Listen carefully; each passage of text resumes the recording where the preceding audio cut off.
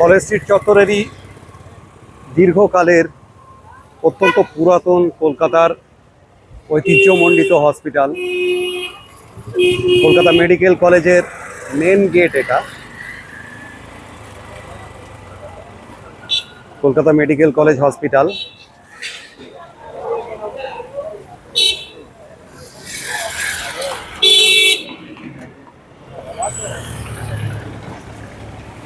কলকাতার অন্যতম বড় হসপিটাল।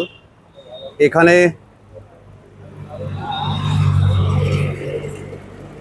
দীর্ঘ বহু বছর ধরে বহু মানুষ চিকিৎসা পেয়ে থাকে। এই হসপিটালটি সরকারি হসপিটাল। এই যে রাস্তাটা চলে গেছে, রাস্তাটা সোজা গিয়ে কলেজ স্ট্রিট মোড়ে মিশছে। কলেজ স্ট্রিট মোড় থেকে আবার একদম সোজা এইভাবেই সোজা চলে গেলে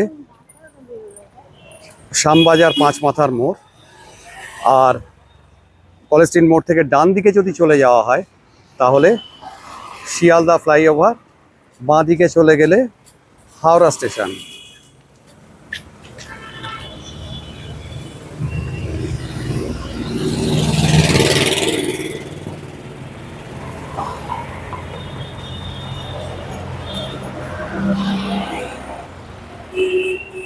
এটা কলকাতা মেডিকেল কলেজ হসপিটালের সেকেন্ড গেট।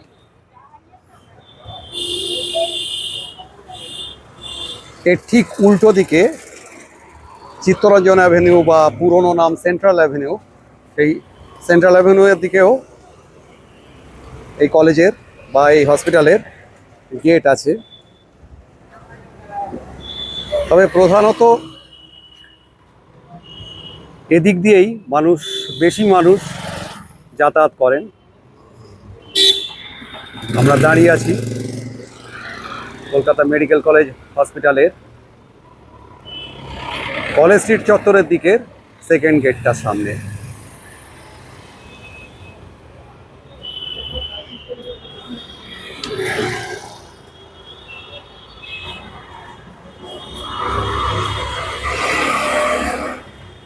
এগিয়ে গেলে সামনের দিকে পরপর কলকাতার ঐতিহ্য, সারা ভারতবর্ষের ঐতিহ্য কলকাতা বিশ্ববিদ্যালয়, যেখান থেকে একসময় পশ্চিমবঙ্গ তথা ভারতবর্ষের বহু কৃতি ছাত্রছাত্রী স্নাতকোত্তর এবং অন্যান্য পড়াশুনো করে বেরিয়েছেন এবং বাংলার মুখ উজ্জ্বল করেছেন।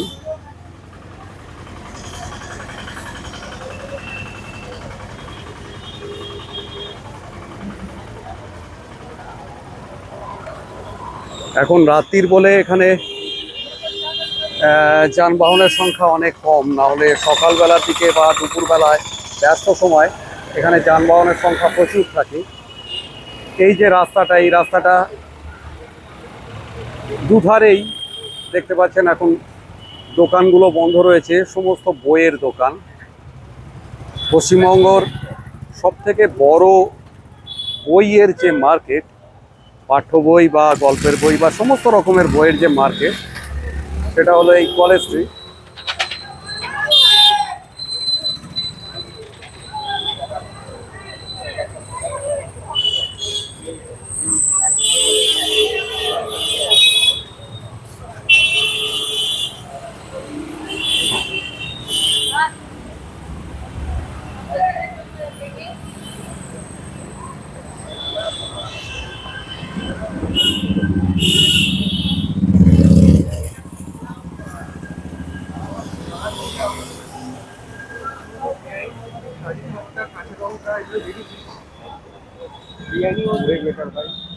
এখানে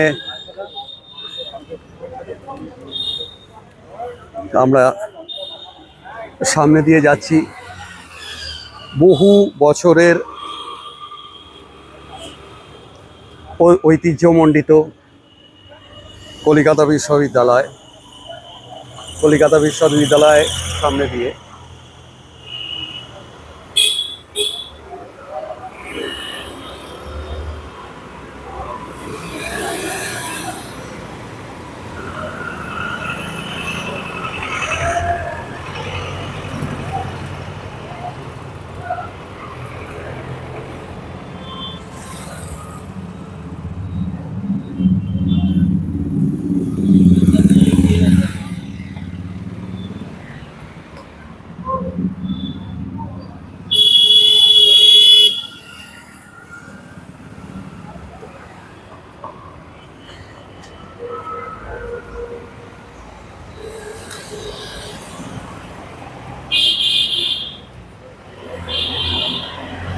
এই পুরো অঞ্চলটি কলেজ এবং বিশ্ববিদ্যালয় পরিবেষ্টিত।